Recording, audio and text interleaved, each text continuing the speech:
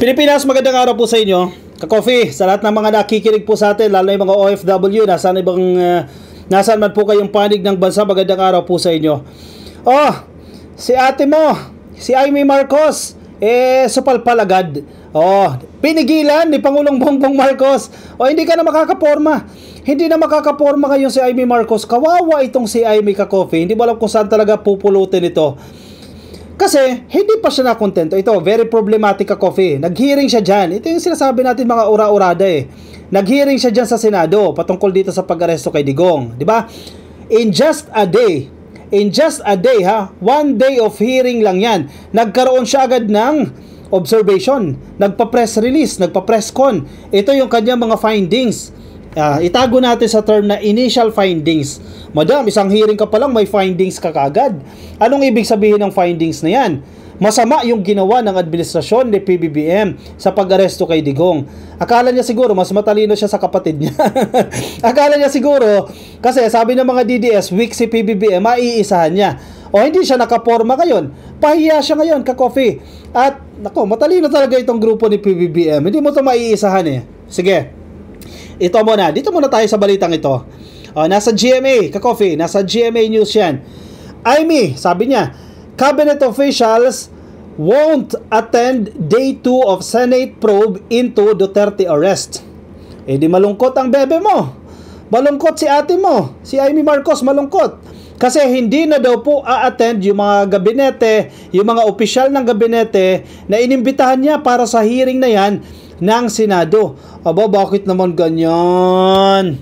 Bakit naman ganyan? Kasi gustong idiin ni ate mo, ni Amy Marcos, itong miyembro ng gabinete ni PBBM. Bakit mga gabinete? Ang gabinete, ka-coffee, ang miyembro ng gabinete or mga secretaries, alter ego ng presidente yan. Kumbaga, ano ba Tagalog ng alter ego natin? Representative ng presidente yan. Kumbaga, little president yan in the respective fields. Halimbawa, Department of Justice. Alter ego ng presidente si Rimulya. Sa DILG, si Rimulya din. Alter ego ng presidente yan. Ngayon, ito ngayon ang nangyari. Ito na. Matalino tong grupo nila PBBM in fairness naglabas ng executive order. Which is valid. Valid, ka-coffee, yung executive order na yan. Yan ang hindi matanggap ni Amy Marcos ngayon. Kasi hindi na siya makakaporma sa pamamagitan ng executive order na inilabas ng presidente through Executive Secretary Lucas Bersamin with the authority of the President. I hope nagigets nyo ako, ka-coffee. Kumbaga, presidente din nag-utos nun. Idinaan lang kay ES kasi ganyan yung policy. Akala siguro ni Amy Marcos mas matalino siya sa kapatid niya. Akala niya mas matalino siya sa grupo nila Lucas Bersamin. Naku ma'am, dyan na tumanda sa gobyerno yan. Paano kalulusot yan? Dating Chief Justice ng Supreme Court. Paano kalulusot dyan? Napapahiya siya dyan. Kasi naman, talaga hilaw kasi. Hilaw kasi itong investigasyon niya Teka lang ha, may hinahanap lang ako. Napapahiya tuloy siya dito, ka-coffee. Ito. Cabinet officials will not be attending the second day of the Senate investigation into the March 11 arrest and eventual detention of former President Rodrigo Duterte in The Hague, Netherlands, sabi ni Senator Amy Marcos. Malungkot ang ate mo. Kasi ma'am, bakit kasi mangingialam ka pa dyan? Hayaan mo na yan sa mga abogado ni Digong. Kasi si Digong na mismo ang nagsasabi, wag na kayong mag-intervene, wag na kayong mangialam. Let the lawyers handle the legal issues of the case. Wag na kayong mangialam dyan. Si Digong na mismo nagsabi dyan, Amy Marcos. Ikaw naman, hindi ko alam kung bakit mo ginagawa yan. Wag ka na kasing mangialam dyan. Kapatid mo pa ang presidente. The lawmaker, who is also chairperson of the Senate Committee on Foreign Relations, said that she received such official communication from Executive Secretary Lucas Bersamin. Natanggap niya na yung sulat. Later on, basahin natin yung sulat kasi may kopya tayo ng sulat na yan. Mamaya, basahin natin yan. I received a letter, sabi ni Amy Marcos. I received a letter last night from the ES saying that the officials from the executive department would not be attending the hearing on April 3. she said. Ngayon ay April 1, bukas ay April 2, April 3, that's on Friday, Thursday, ka-coffee. So hindi na raw pupunta yung mga opisyales ng executive. Ito, sabi niya, nalulungkot naman kasi, nakakalungkot naman kasi alam ninyo, maraming tanong pa rin. Bitin pa rin kasi preliminary report lang naman ang kinaya ko. May pagkamayabang ito, ka-coffee. Preliminary report lang daw ang kinaya niya. Ito nga maman tanong dyan di ba?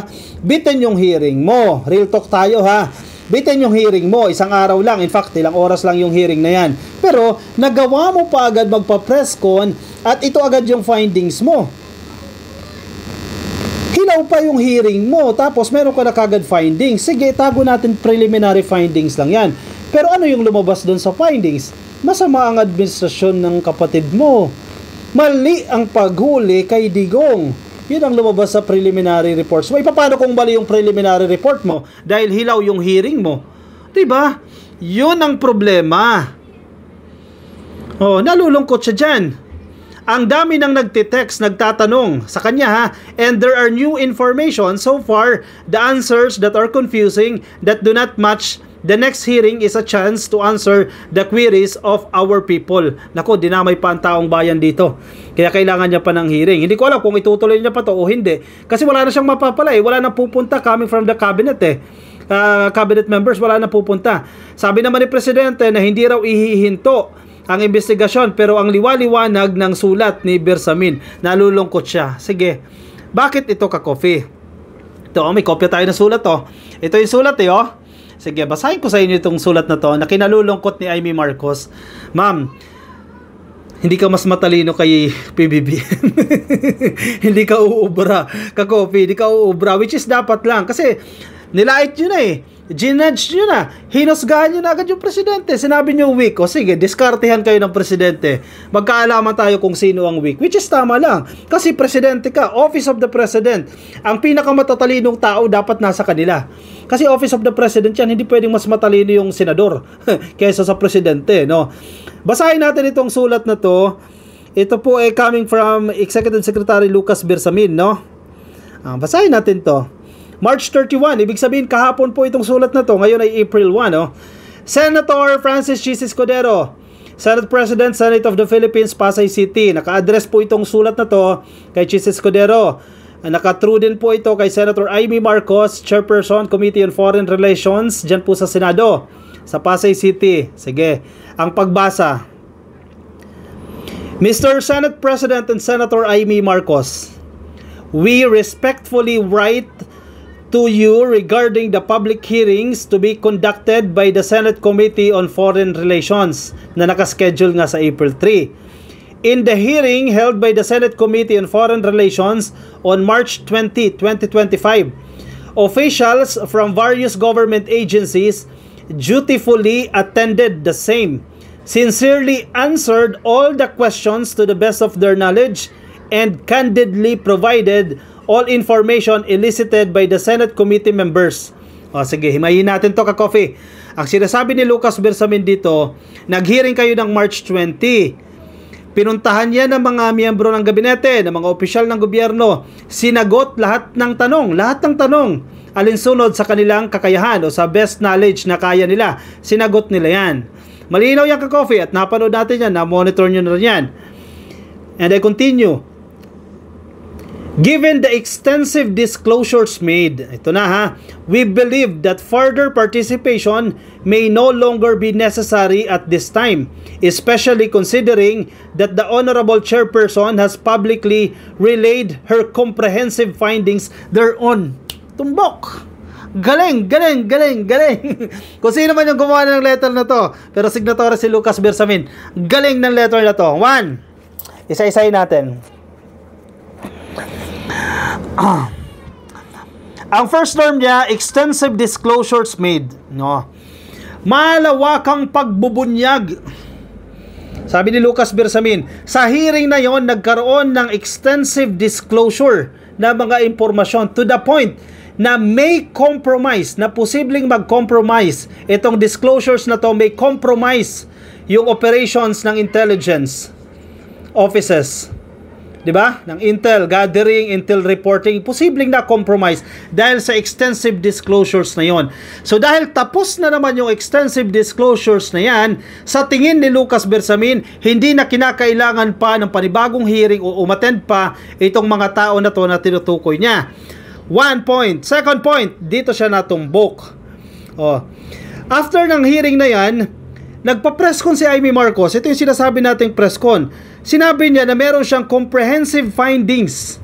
Nagkaroon siya ng comprehensive findings. Ito yung sinasabi natin na yung kanilang term preliminary findings. Madam, after first hearing, nagkaroon ka ng comprehensive findings. Saan galing yung comprehensive findings na yan? Alam niyo ba ang ibig sabihin ng comprehensive? Malalim, pinag-isipan, matalino na findings in just a day. Wow, ang bilis ha.